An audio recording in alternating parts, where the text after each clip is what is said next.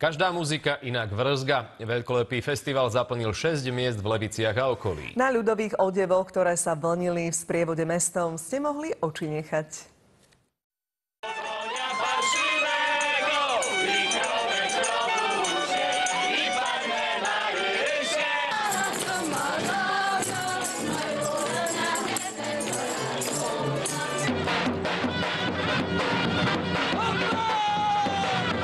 Tekovský kroj je najkrajší na Slovensku a hlavne keď ho nosia krásne slovenské ženy.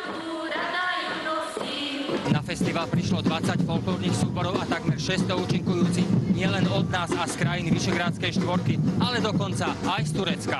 Atmosféra je tu skvelá, páči sa nám tu a sme veľmi spokojní. Zatiaľ sa nesťažujeme, len teraz sa začína najlepšia nálada. Pre tureckých folkloristov sú naše kroje exotické, no a pre nás zasa ten ich. Toto je pracovný odev, v tomto ľudia pracovali a do týchto vreciek zbierali napríklad zeleninu či ovocie.